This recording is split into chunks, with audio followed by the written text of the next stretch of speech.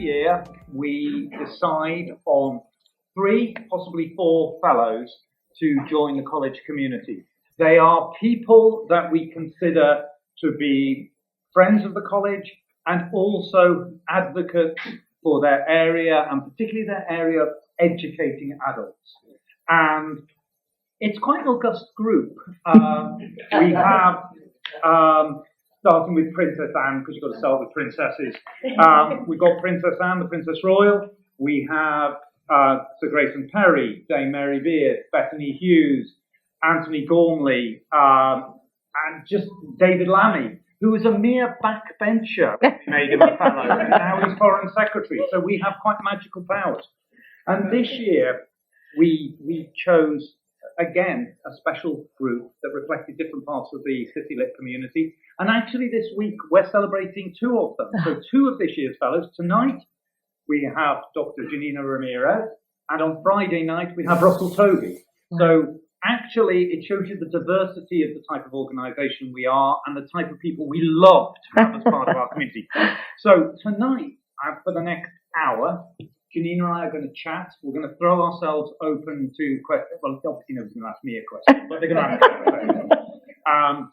And we're going to talk about not just the books, and of course, this is the launch of the launch of Janina's new book. So this is the day that officially it's announced what's going to be launched on, I think, the 6th of November? Yes, the book's not coming till the 6th of November. So this is very, very much a hot off the press moment for you all. So we're going to talk about that. We're going to talk about her life, etc.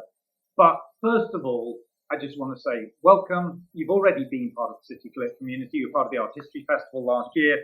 And I think for us, it's to talk about you, not just your books and your work.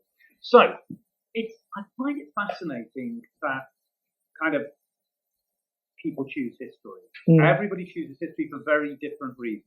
I think I can remember one thing in particular, that my Polish lovely bubby, had bought me a pack of, it looked like a pack of playing cards, but it wasn't. It was the kings and queens of England with their dates and their names and all the rest of it on it. And I remember, I must have got this when I was about 7, just memorizing these cards, and they became like obsessive. And then my mum used to take me to various beautiful castles and palaces, while my brother, who has ended up working in business and management, used to walk around staring at his feet like this.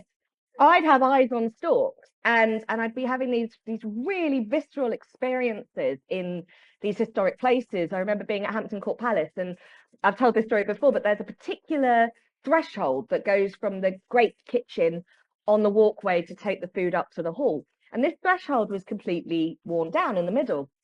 And as I was passing over it, I remember just sort of stopping in my tracks and just feeling the footsteps of tens of thousands of people that had gone before me. And I was only young, but I just remember that sort of adrenaline rush. It was like a roller coaster for me. And that, I don't think you can make that up. I think you've got it or you haven't, that sort of passion for something. I've always said when people find their passion, it could be soil samples or train references, but when you're that passionate about it, that's the thing that just makes your eyes light up. It just makes you want to do it. And that was how I felt about history in the past. So history generally, then you've gone quite niche. So we were talking earlier and I kind of said, right, there's the classical world and then there's kind of the 19th century, and there's a bit in between that I'm not that yeah, exactly. But I actually don't think I'm that rare in that. I mean, it's kind of, you like the ancient world or you like the sort of more recent stuff. Why the medieval world? It was never intentional. I actually started off with a passion for the Tudors, which I think is the kind of bit that if people do look in the middle, that's the bit they look at. But what there's 2 reasons why I ended up in the medieval. One, I think it was the allure of knowing it was history's underdog. I love an underdog, and the idea that people had this idea about a middle age that's just dark and miserable and everyone's living in mud huts and it's just horrible. I wanted to kind of really probe at that and see if it was real. But I actually did literature at university, and in Oxford we had to do a compulsory module on Old English. And I remember, so I came to Oxford from my school in Slough, no awareness of quite how mad Oxford is for an outsider. And And everyone else obviously had got the heads up that, yeah, we'd be doing this Old English module. And I got my letter and I was accepted, and it said, please translate 2 poems from Old English to modern English. And I thought, easy, ye oldie pubby, it'll be easy. And I opened my book, and it was German, essentially, different letters, you know, thorn and ash, and just absolutely incomprehensible. And you know, I didn't know what else to do, so I just sat there with the glossary and translated each of these poems word for word, and I did nothing else for 3 weeks, and I was going stir crazy by the end of it. And I turn up to my first tutorial, read out this garbled nonsense that I've somehow managed to translate, and the other people in my tutorial are reading these beautiful lyrical versions of the poems. They'd just gone out and bought a book of translations. And I thought, well, oh. So I made life hard for myself. But in the process, I fell in love with this weird world. And it's because it did feel to me very out of reach. But then you get something so immediate, something like the Sutton Hoo Treasures, which when you see the shoulder clasp, or you see the pyramidal mount and that gold and the garnet and the glitter, it sort of screeches out of this darkness. And so I just thought it seduced me, and that's still kind of my happy place. Yeah. And so English literature, you then take your master's and then your PhD. Your PhD is fascinating. Bird symbolism in Anglo-Saxon art and literature. Little niche. Very niche. Very niche. All right. In kind of layman's terms, you're not talking about your average budgerigar. What should we know about bird symbolism? Well, it's one of the things people often ask me, like, how did you get into doing what you do? And they say to me, you know, should I go and do a media course? Should I do this? Should I do that? I said, look, I got into doing what I do by accident, but the one thing you can do in terms of kind of setting yourself apart is find the thing that only you are the expert on. And yeah, it sounds niche, but I'm the only person that's an expert on that. And in terms of bird symbols, it was peacocks, eagles, doves, sparrows, and I did phoenix as well as in there. But they're birds that have symbolic meaning at this time of religious transition. So one of the things that we kind of don't do enough on in British history is that the British Isles was a Germanic pagan environment from the collapse of Rome in the 5th century up to about the 7th, 8th century. And in that time, there were the gods, Thor, Odin, you know, all the ones from the Marvel universe. But they all have different symbols, different attributes, different sort of associations. And then Augustine arrives with his Christian missions, and this weird exotic religion from the Middle East turns up in the British Isles. And they come with this object, this small rectangular object that they say to people, in here is the secret of eternal life, but you can't read it. Another language, it's in this medium of a book. And I think that mystique of this religious transformation, it's not a conquest like the Norman conquest, but it is a complete kind of change in the complexion of the country, that is captured in bird symbolism. So you can see how a symbol changes its meaning over this transitional period. That's why I did it. It's sort of detective work. It's like finding the example, dating it, placing it in its context, and then seeing this changing language of symbolism associated with it. See, I still get excited about it. It is, and most people who've done their PhDs really don't actually ever want to speak. I know. So, I've spoken about it for ages, so thanks for that. But you could have had a parallel universe. There was a different sliding door moment of the Nina the rock star. Yeah. Go on. Yeah. My long-haired musician son on the front row is regretting my choices here. Once I got into Oxford, so before I went to Oxford, I'd been in a number of bands. My first band I was in when I was 14, I'm getting embarrassed. I was 14 and the band was called Lolita. Yeah. And I played bass in that band. And then I was in another band called Naked Boy. There's sort of a weird theme going through these. And finally, the big band that I joined when it was my 17th birthday, and these boys turned up and they were all kind of musicians, and they said, "Can you sing?" And I said, "Well, I think so." And we formed a band called Role Models, and we did really well. And then all through my A levels, where I was applying to university, we were sort of getting bigger and bigger and doing more and more gigs. And then I got my place at Oxford, which was totally unexpected. And that's all I'd wanted. And so I got there and I was juggling it. I was driving to gigs in Camden and coming back and doing an essay. And it was a real kind of tricky balancing act. And about halfway through my first year, we got offered a contract. It was going to get big. It was going to be proper. We were going to go on tour. And I remember the guys saying, right, this is it. This is our big moment. We've got to do it. And I said, no. I said, I need to study. I choose the life of an academic. And they didn't speak to me for 2 years. But they have come back into the fold and are my biggest sort of champions and best friends to this day. So there was a sliding doors moment, but I think I made the right choice. I think I made the right well, choice. then your contribution to the world is enormous. At a previous fellowship event, Lulu did break into song. Oh my so goodness. No. we have got that opportunity for you a little bit later. So you do your PhD. Now, you could borrow yourself into the dreamy spires at Oxford or one of the other great universities, and you could never be seen again apart from sort of little students seeing every now and again, and write more and more obscure stuff about more and more obscure stuff. But you kind of didn't do that. You got published quite early on, and then so how did you avoid the kind of turret? Financial necessity.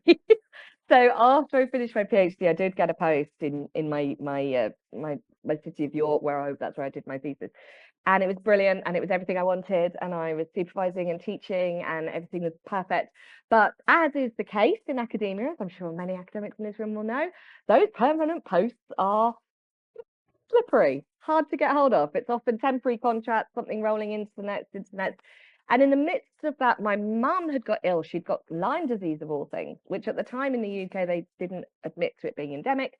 So I was traveling up and down the motorway to look after her. I was trying to get the advice that she needed medically. And in the end, it was too much traveling up and down. So I said, well, let's relocate. Let's go back down south and be nearer to her. So my husband said, well, if you could end up at any university teaching for the rest of your life, where would you like to be? And of course, I said Oxford, my undergrad uni.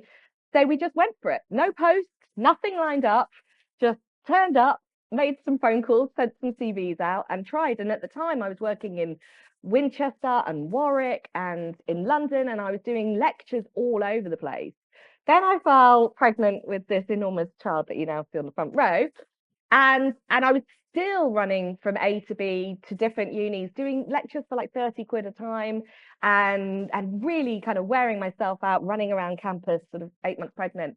And that was my life. And I was resigned to it. And I was just going to do whatever academic work I needed to break even, to kind of keep a bit of roof over our heads. And then he was born, and I got a phone call at his christening, and it was picked up the phone and somebody went, hello, this is Ed from the BBC. And instantly my head was like, Doctor Who news at 10. It's like in my head, the whole of the BBC were on the end of this telephone. In fact, it was a lovely young researcher who was working on a new documentary series. Robert Bartlett was making a 3-part series on the Normans on BBC Two. And they were just throwing around ideas. And one of the ideas was, what came before the Normans? Oh, yeah, the Anglo-Saxons. Well, that's never been done on television. Who do we know that works on the Anglo-Saxons? So they typed in Anglo-Saxon art into Google. The first name that came up was my PhD supervisor. She was out of the country. And the next name that came up was mine. And they didn't have any contact details for me. This lovely secretary who worked with me at Warwick, apparently they phoned her.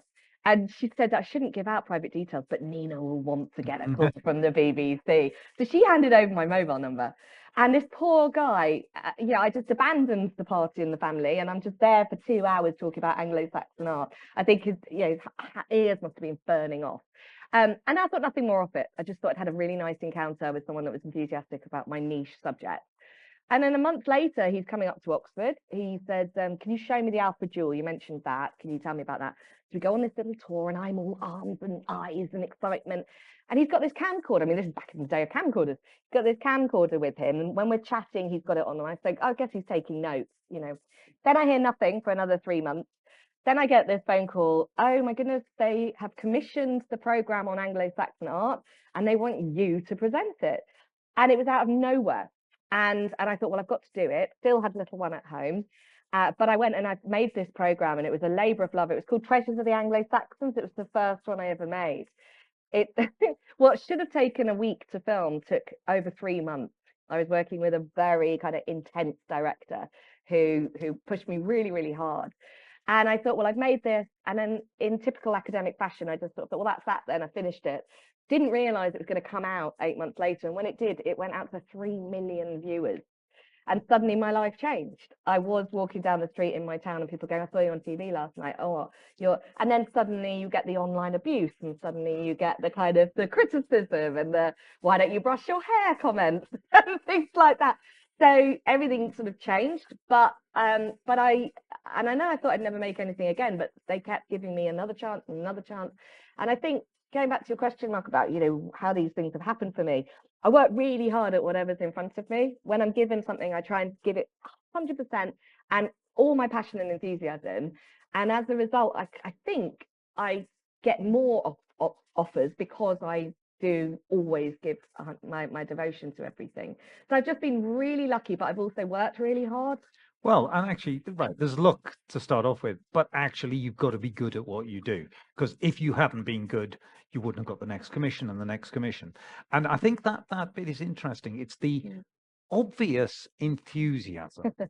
And we were talking about Bethany Hughes earlier, and the two of you are good mates. Yeah. But also you have an ability to communicate enthusiasm about your subject. So you can take what might look like a piece of rubble to the uninitiated and make it come alive. Yeah. Now that's actually a rare skill. And where do you think that kind of theatricality piece came from? I love it. I did. I was in a musical when I was young. I like to be the jazz. And theatricality. I think every woman. So we have a very complicated kind of European-wide family, with my husband being Spanish and Scottish, my side being Irish and Polish.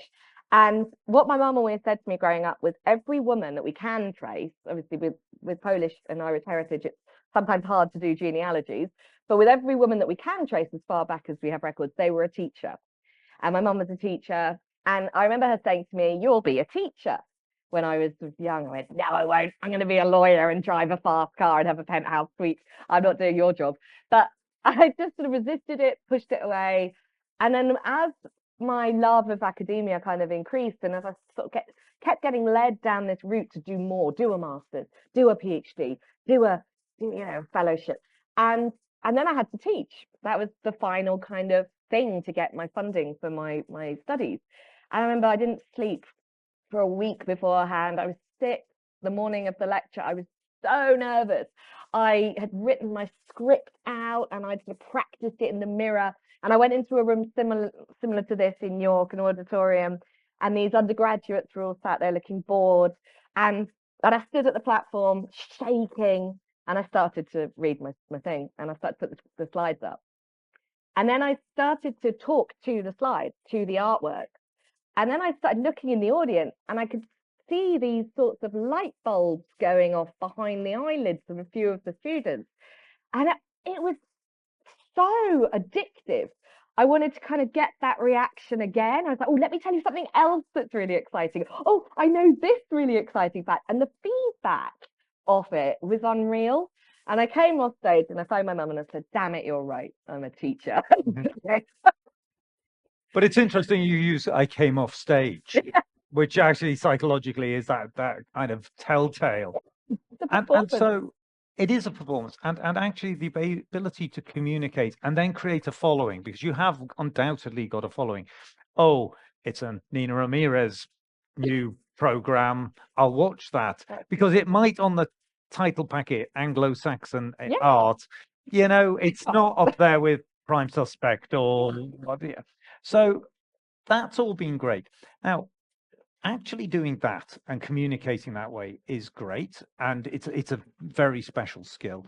But at the same time, you've produced a series of books. Now, that is a much more introverted, quiet, lock yourself in a room, etc. So how did you balance the jazz hands bit with the silent scribe in the corner bit? Because that's actually the duality. Do you know, you're the first person that's asked me that in that way, and I really appreciate being asked it, because you're absolutely right. It is sort of quite schizophrenic to be this sort of kind of hungry communicator that I do on camera and that I do in the classroom, and balancing that with this very meticulous rigor, you know, checking every footnote, reference, you know, using reference libraries in silence.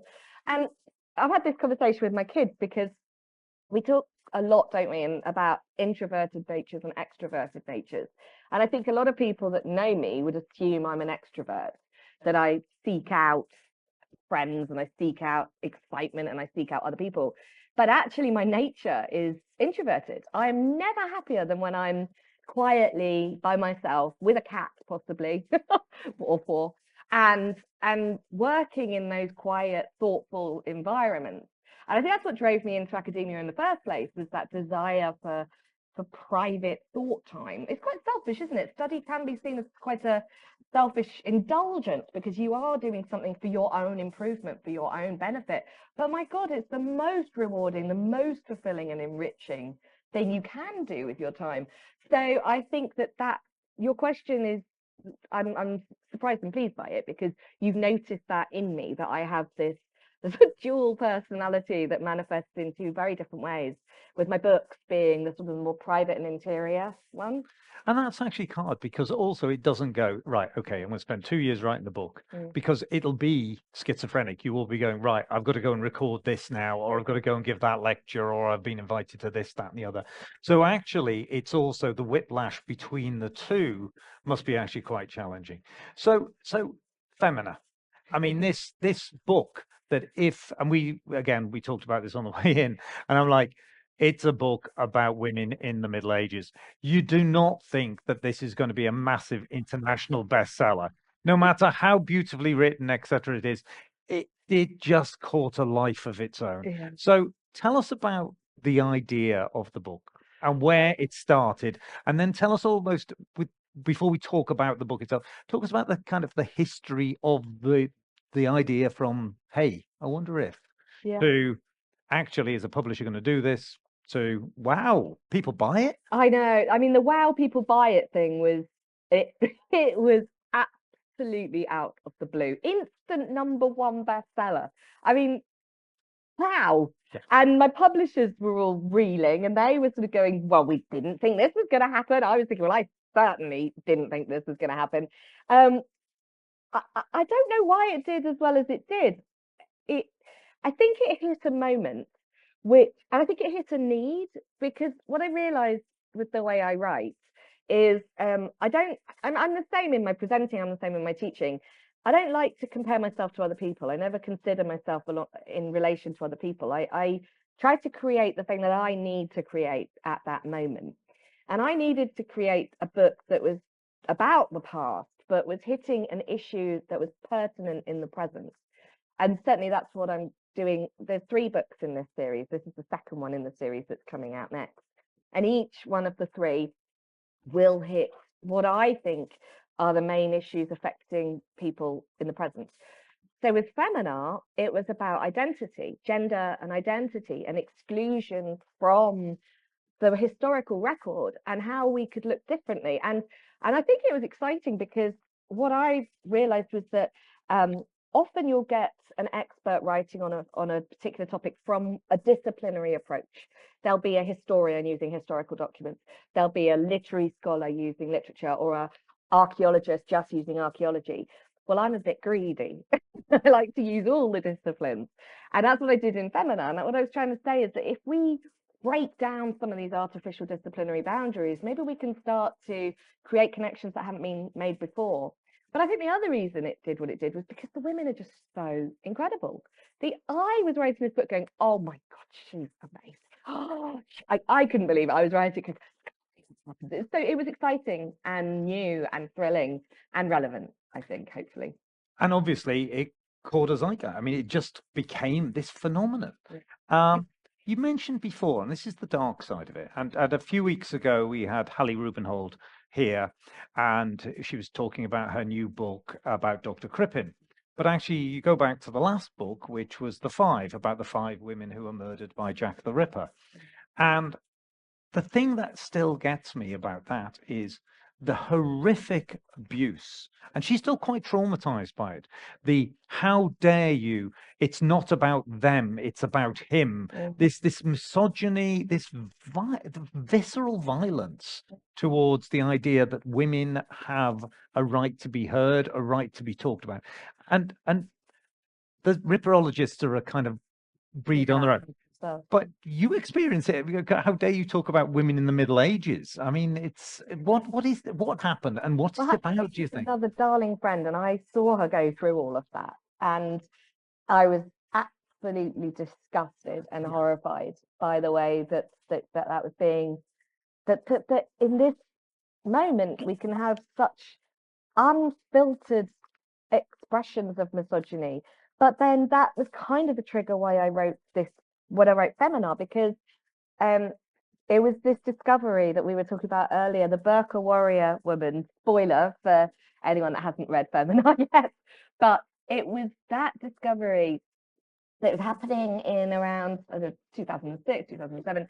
But this amazing Viking burial that I knew about, that had been described as, one of the richest warrior burials ever discovered. It was discovered at the turn of the last century. And it's such a wonderful collection of objects, a big chamber with a stallion and a mare, 2 horses sacrificed and buried in there, with a full armory of weapons.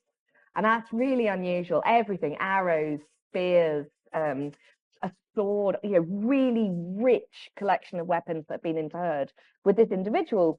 And for the 100 odd years that this burial had been known about, he was referred to as the Burqa warrior. And then this team in Stockholm decided to, first of all, in the 70s, they were looking at the bones that survived and noticed differences in the hip bones. And then they went back to it and said, well, let's run the DNA. And as they ran the DNA, it was coming out with 2 X chromosomes all the way through. And so they announced it. They announced the findings on the internet. Burqa warrior is, in fact, Burqa warrior woman. Now, I'd already written 2 children's books where the lead character is a female Viking warrior. So, and I'd read the sagas, and I'd read I'd studied the art. To me, Viking Scandinavia was a ripe place for gender nonconformity and for women to enter into so-called male domains. But this seemed to catch the world like a blow. And this team, this Stockholm team, was so attacked for daring to suggest that a Viking warrior could be a woman, that some of the team had to go into hiding. It was threats of violence, absolutely unforgivable, and just coming from all sides. I mean, you had just sort of crazies that were going for them purely for suggesting that a woman could be a warrior, but then you had academics who were going at them for their lack of rigor, for their fact they should go back and retest. And I watched all of this from the sidelines, just horrified. And then when I came to think, what do I need to write about? It was that sort of experience, and Hallie's experience, and all these sorts of experiences that I was seeing whenever I deal with women in the past. Because I'd made documentaries about Julian of Norwich, I'd worked on Hilda of Whitby, and women are so there always, but you just have to look slightly harder and in slightly different ways to find them. And what I did find was, when you do start looking, it's so rich and rewarding, and sort of the floodgates open. I think that's possibly what Femina did, actually, was show people they are hidden in plain sight. And I said in the introduction and in the conclusion of that book, and this is the chance to start another investigation. My book is not the end, it's the beginning. Go to your local libraries, go to your local cemeteries. I'm a bit of a goth. Go and look around the cemeteries. Go to your local museums. But go go and look and carry on the conversation. And I've only done one bit. There's so much more work to be done. And who'd have thought I'd have to be doing that in, the 2020s? Well, it's interesting. One of the part your preface to Femina is you talk about when countries are at war, the historians bend the story around warriors, etc. And when it's about exploration, they talk about this, and history bends its way around it. And you're the latest incarnation of that, because the time. So I can't wait for your version of Donald Trump. But it is an interest because it's not a woke thing. It's actually history. It's a fact. Yeah. It's telling stories that haven't been told before. Yeah, I mean, I'm reminded of the great Kathy Burke whenever I hear of the word woke, because she has a very pithy response to people that call her woke.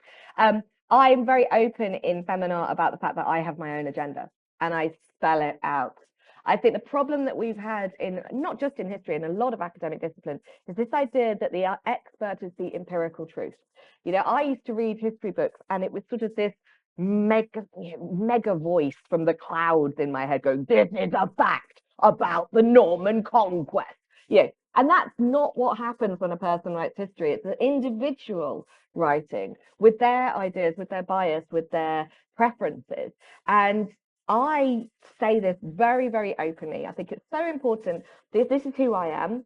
This is why I write the way I do. This is why I'm framing up the evidence the way I have. But it's just my take. It's the same facts, the same data, the same details. Everything could be framed up differently. I've just chosen to put this particular frame of women around it, and let's see what we can get out of it. And I think that's a sort of liberating aspect as an academic. And maybe it does tie back into the fact that I have this, I suppose, I belong in a little way to the public as well. I feel I don't have to hide the person I am in my work. I think it's more honest to be that person in written work, not to believe that you have the truth, but to start discussions. And I guess it's the teacher as well, isn't it? Well, it's also, I mean, I teach American politics and history, and actually the greatest quote I love is a Harry Truman. Not necessarily, he's not a Kennedy or somebody who's great oratorical skills, but he says, but there's nothing new but the history we are yet to learn. And actually, that's why when you see the attack on the humanities generally and the arts, and it's like, it's worthless, what can you be? You can only be a teacher, kind of that kind of reduction approach is horrifying, because actually, if we read more history, we'd make a lot less mistakes. I was revising it for Kuba's GCSE exam that you sat today on Weimar, Germany. Yeah, thank you. Yeah, you did sit it today. And we were up late last night reading the book, weren't we, going through it. And about 4 or 5 times, Kuba sort of circled a bit and went, that's happening now. That's what's happening now. This is what we're going into, blind. We're walking into it. And you were shocked, weren't you, by how much of what we're seeing, particularly in Trump's America, is echoing this sort of very dangerous time historically and politically. And of course, that's all we can know. And this book, which I haven't taught yet, I was getting there. How beautiful is it? Yeah, this book is an entire extension on that. So when I was writing Femina, I already wrote a chapter on King, not Queen, Jadwiga of Poland.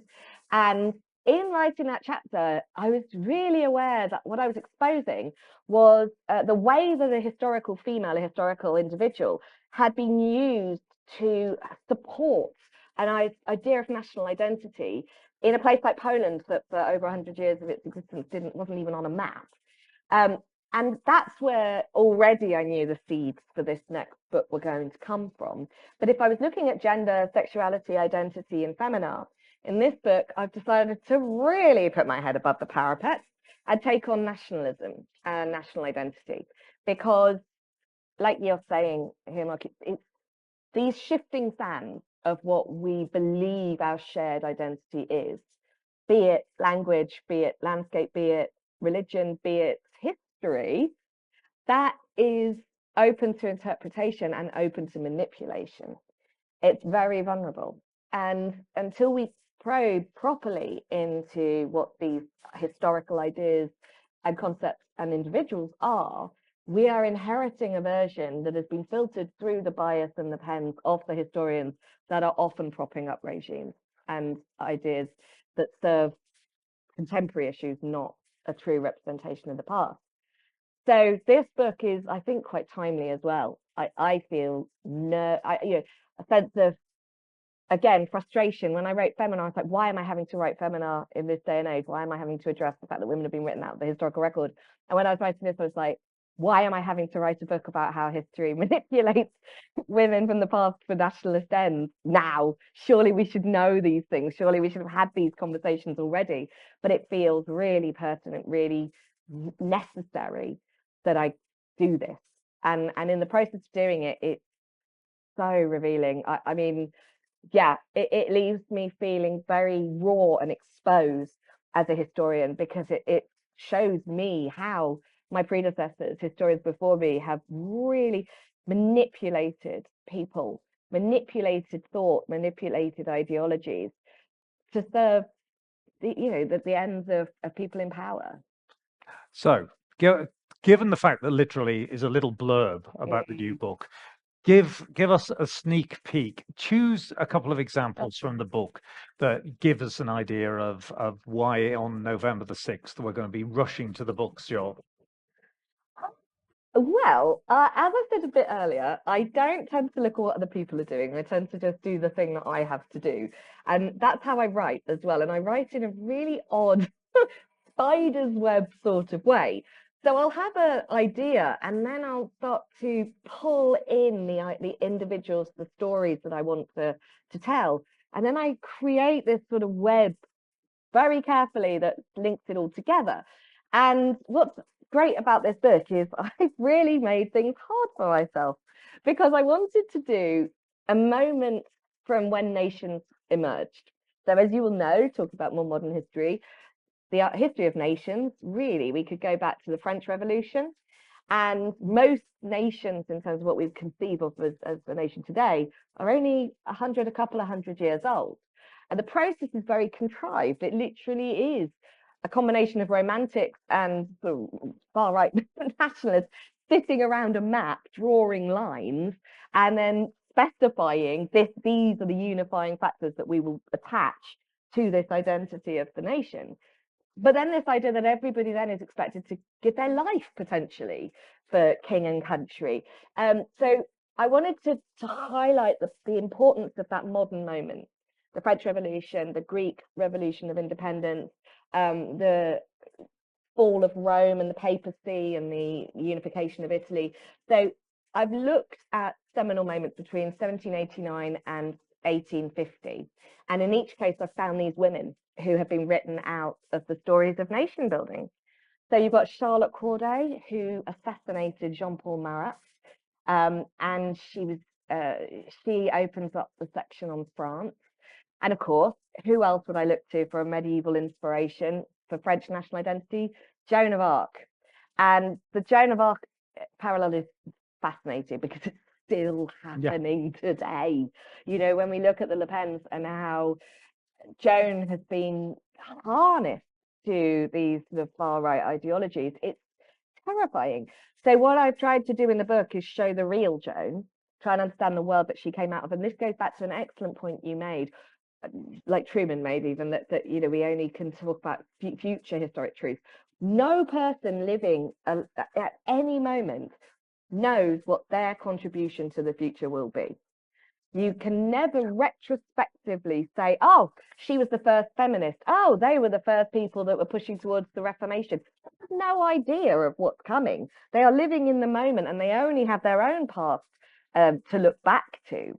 And I think that's what I'm trying to do with people like Joan. She has had every modern ism and identity pushed onto her in the last 600 years.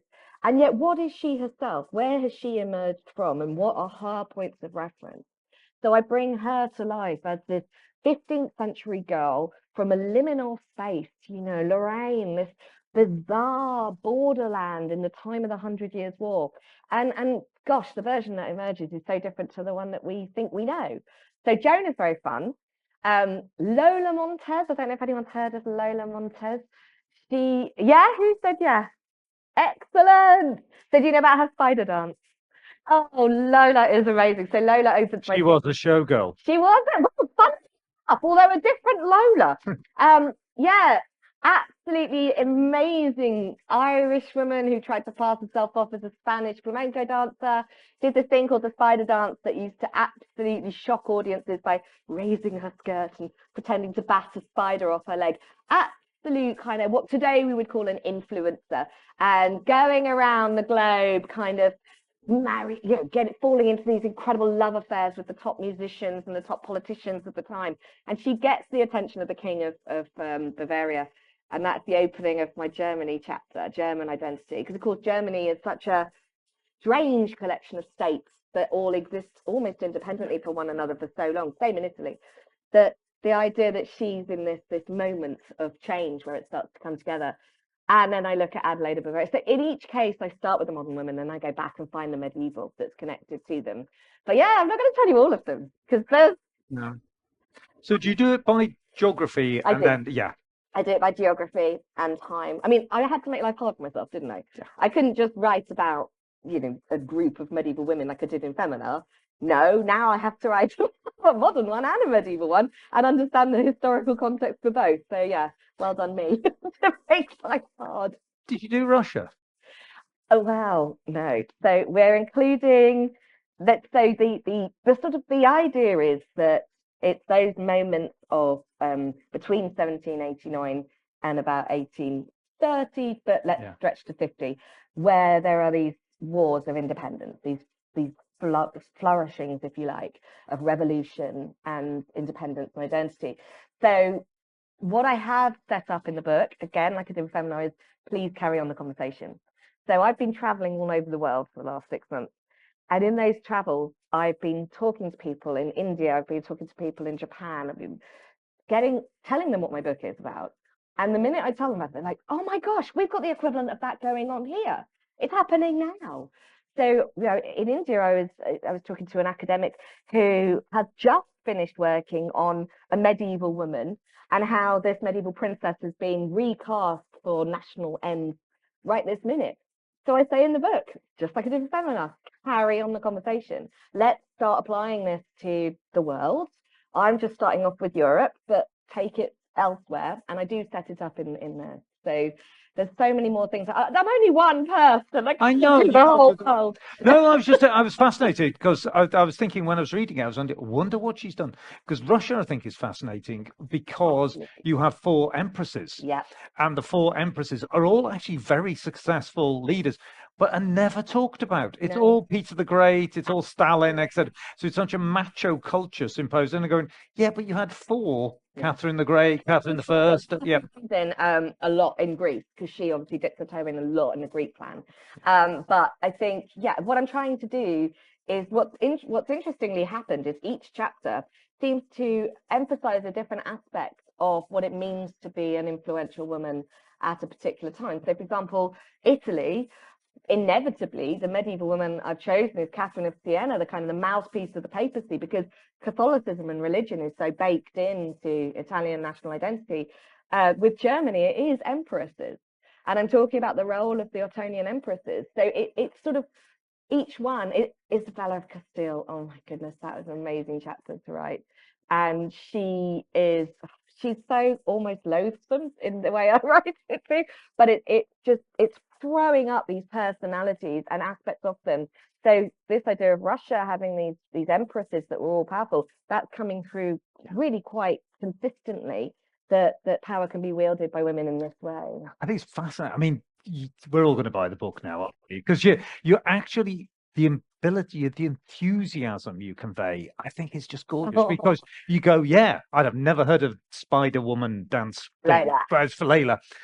Now, actually, I'm just the front cover is gorgeous. Isn't it? It's a nod to Femina, but it's a little bit different. So tell us about the choice of front cover. Yeah, we only released the cover on Friday in this stunning reveal, and I cried. I can't get over how beautiful it is. So Femina, I hope people who might be watching this won't be offended. But I've had a number of authors and publishing houses write to me since Femina came out and go, we've got a book. It's called something A New History of the Would you review it for us, please? I'm like, okay, that sounds an awful lot like my title. And then getting covers that look an awful lot like Femina's cover. And that's brilliant. You know, imitation is the most sincere form of flattery. I find it really lovely to know that my book baby kind of spawned this interest in having a cover that has a great big female private parts on the front, which is quite fun. Drawn by Hildegard of Bingen and actually the Cosmic Egg. But it was quite iconic. It was Hildegard herself who came up with that circular sort of aura that's around this cosmic egg. And it did look great. And I remember just seeing Femina for the first time and thinking, God, that's really iconic. It's that central space and the way the name kind of goes across the central space. But I did not want to do that with this book. I thought, I'm not going to just copy what we did before. And what we came up with was, instead of the central feature, we've created the negative space in the center. So the name is now in the stars and the blue, and the detail is around the edges. And I took this photo. Can you remember where we took it? My poor children didn't get a summer holiday last year.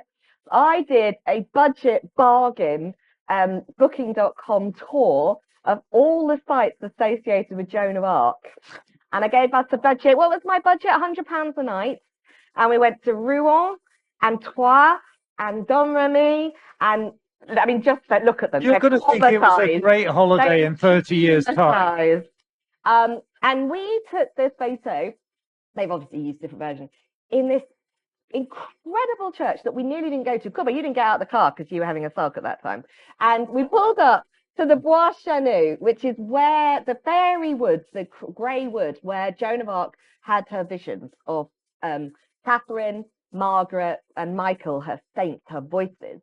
And I knew that there was a church at the Bois Chanou, but I wasn't sure what to expect. And we'd been in Domremy, had this amazing experience in Joan's house, listened to the bells, because one of the things, I mean, you cannot get close to historical people until you get close to their place. You know, Hilda of Whitby, until you stand on that cliff face, you don't understand Hilda. And it's the same with Joan. And I'm in there, this tiny little stone house, and there's a sliver of an alleyway between the house and the church. And then the bells start to go. And you think, oh, when she talks about the bells and the visions, and I can feel all of that here in this place. And so we went up the hill to where she had these visions.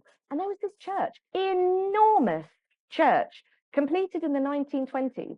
So we're talking post-First World War. We're talking a France that's economically on its knees, that is so run down and despondent.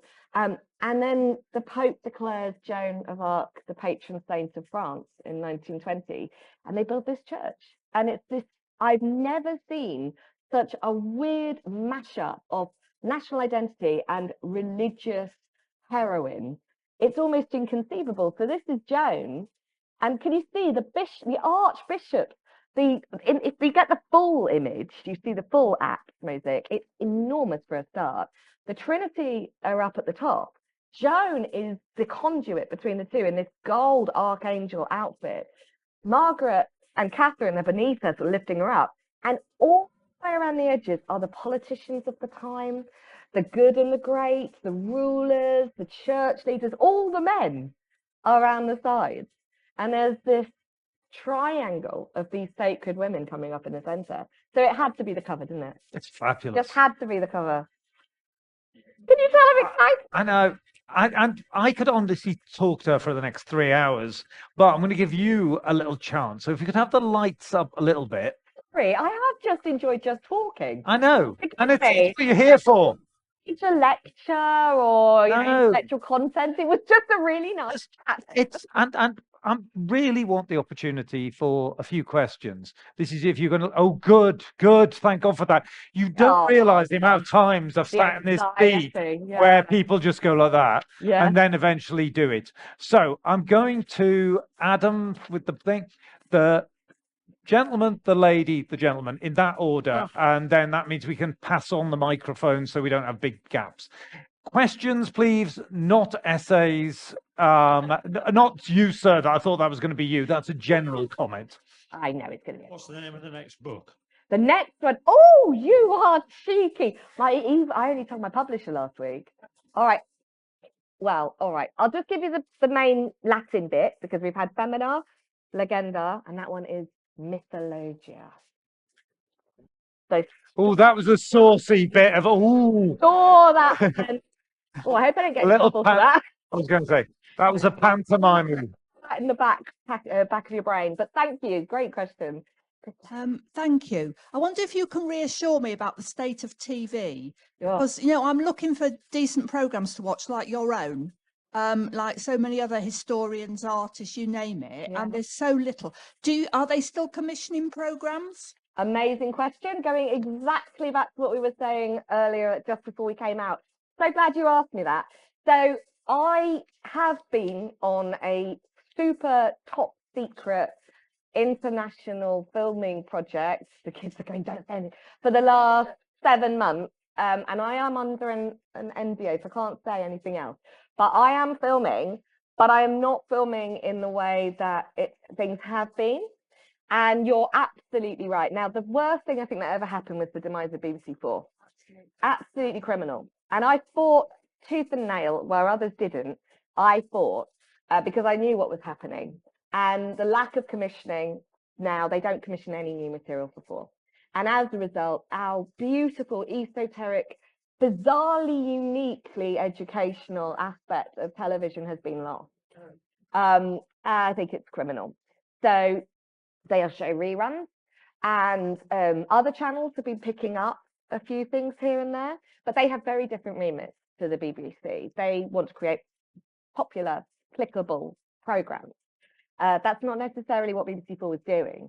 And I think it's so lovely you've asked me this today, because going right back to the start of when I first began making television, the reason I got on television is because there was this tiny little space on the BBC where an expert with passion could make a program.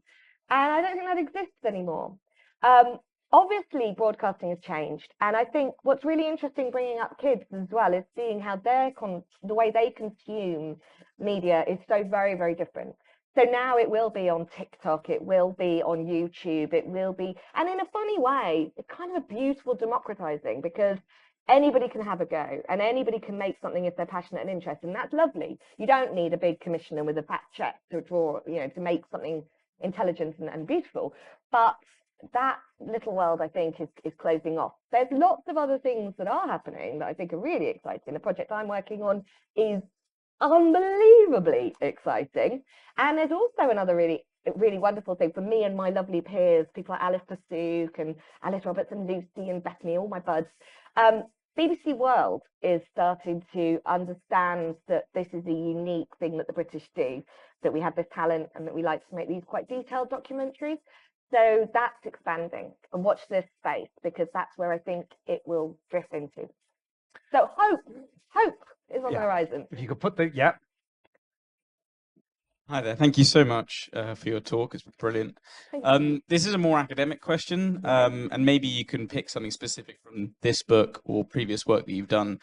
But it got me thinking about gender and the fact that historians can put their own modern swing on words and languages and maybe mistranslate or misgender potential people or women or men. And I just wondered if there was a particular instance or a particular character that you've experienced in history that's had that done to her, where she's been completely misunderstood and maybe even been thought to be male when actually she's a woman.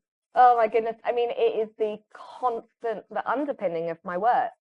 I am very outspoken in my LGBTQ plus support, and I love living in a world where diversity and complexity is embraced, and I embrace that in my studies. And I think that is the norm, really, in terms of how human beings have existed across time. What I see particularly with the Burqa warrior women I was talking about before, that society that I try to shine a light on, 7th, 8th century through to about 10th century Scandinavia, was a place that they wouldn't really have understood the sort of gender divide that we might have imposed on us in later centuries. The reason I'm writing this book and the way I'm framing it the way I am with the modern women of the last 200 years is to show how many of our notions of sexuality and gender identity are so recent. And that if you go back, actually, so many of those can be very easily penetrated and challenged. So it really is sort of the bedrock of what I'm doing, because I think it's as a woman growing up in the 90s, I felt I had all the opportunity in the world, and I felt that the world was rich and doors were opening for the first time that had always been closed.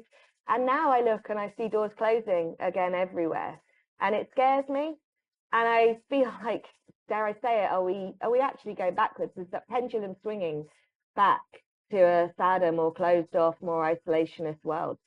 So I can only do this little thing. I can create little books and I can make little programs and I can try and talk to people and communicate, but I can't change the world. But if I have a moment to make something happen, I will foreground it. And gender and identity, I think, is really important to foreground. That's great. Any other questions? We've got one down here. I've got time for one more apart from that. So, all right. So, and this is my lovely Hello, Dudley. darling. How are you? I'm okay. Just a quick one. Are you going to be doing any lectures so we can come and see you talk about this? Absolutely. Yeah. I am. Yeah, I think I'm allowed to say this, aren't I? Yeah, I am doing a tour for the first time ever, which is incredible because everything else I've ever done in my academic and literary career has been so piecemeal. It's been like, oh, books coming out, we better just shove a couple of talks in here and there. This time, they're like, oh, well, you're a bestseller now, Nina. We're going to roll out a lovely, nice new tour for you. So there will be lots of tours. And the problem is my agent hates me for it. I really like making life hard for myself. I don't like giving the same talk twice. I never do. I mean, how many times have you come and seen me? I never, ever give the same talk twice. And the problem is that when I do this tour, it will be the same thing. So I will be giving different talks on different characters, on different parts of the book. so that's just to encourage groupies to follow you around the country, isn't it? I'll be in Liverpool next week, darling. Joan of Arc in Liverpool. It's Catherine in France. Yeah, it's brilliant. I just think like life is very short, isn't it? And you've got to enjoy the ride and do as much as you can while you can. And I get bored very easily. The same talk every night for a week. I'd just be so bored of myself. So I can't expect you guys to come and see the same thing. So do come along and see me in different places, talk about different things. Last question here. Thank you. It's more of a compliment, actually, because I think you made television history. Because I remember your very first film, and you actually have got me back into history. And I've got to thank you for that, because I won't go into my life story. But there's a shot in your first film that I just thought I just knew that there was something very special about you. Oh. And that was when you had your son with you in a pram. And you was just so naturally presented while you was wheeling him around. And that was when I'm sure everybody in this crowd was saying we all fell in love with you. Because it's just a moment in television history. A mum saying, I can't arrange childcare. He's with me. So you know what? I'm gonna tell you this story. And he's here, so this deal with it. Oh, yeah. And it was just magic. You loved it. Was me. magic. Thank you so much. Proud. It was so. Oh my goodness, it's so funny you say that. It was exactly as you described. And we wanted to do this sequence about how safe the country was, and we found this group because I had Cooper. We couldn't get a babysitter, and I was just like, right, well, it's safe for a mother and child to walk from one side of the country to the other. And God, you were good, because he had this Tango Man, this dolly thing that I'd had as a kid, and it was his favourite toy. And it had to go everywhere. We were in Betty's tea shop in Woodstock. Cooper's in the high chair, stuffing his face with sponge cake. Tango Man is in. I mean, honestly, this is not professional television making. Tango Man's in foreground, and I'm doing this piece to camera, and at the very end, he goes, "Mama," and my face just collapses. I'm so glad you remember that moment. Oh.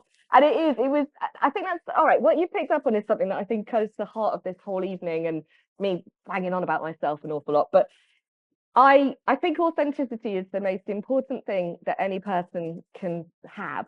And I think to be authentically true, to not have a facade, to not have walls built up. I'm too tired and worn out by just being to be able to put up a facade.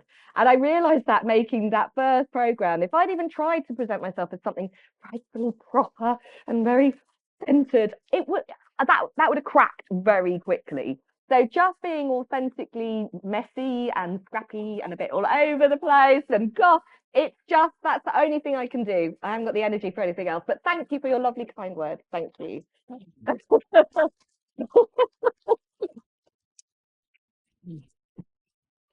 Lovely. So just realise you're going to be signing autographs later this evening. As where is Tango Man? That's the most important thing. As we brought this part of the evening to an end, I think without any hesitation, I think everybody in this room will get when I say we celebrate by giving a fellowship the ability to educate adults and to communicate knowledge and intelligence.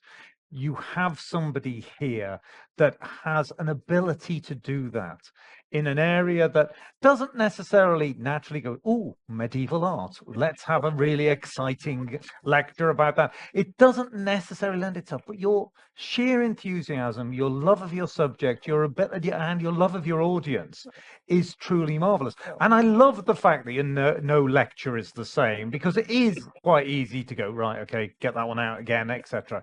So I think you're the epitome of what an amazing adult educator should be. You have a knowledge and a passion for your subject, and you have an ability to communicate it. And what else could we want? Fellowships are honorary, but we also do the plaque. And what I'd like to, don't get too excited. What I'd like to do now is welcome Clancy Gabler, who is our student governor, who is on behalf of the governing body and the senior team at City Lit would like to present you your fellowship. Ladies and gentlemen, Nina Ramirez. Wow! Thank you! Oh my goodness, that's amazing! Oh my gosh, it's so lovely. Like this. I got a plaque!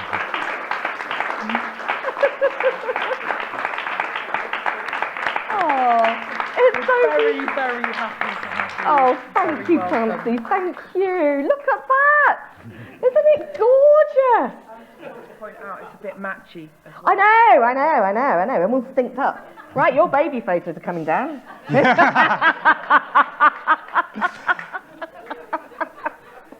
Would you like to join us now in our gallery where Nina will sign a few books? Oh, will I? And, oh, sorry. Yeah, that was the other thing. We're flogging some books for you. It's good. We'll have glasses of wine and non-alcoholic drinks for you, and a chance to just mingle and share in the wonder of City Lit, our fellows. And also, whilst you're there, we're doing it in the gallery, we have our Pride exhibition, which is curated for 30 different works by Russell Tovey, which celebrates Pride Month here at City Lit. So you've got a genius, you've got books, you've got wine, and you've got art. What else do you want? It's City Lit. Fantastic. Ladies and gentlemen. Thank you, everybody. Thank you so much. What a lovely evening. What a lovely thing.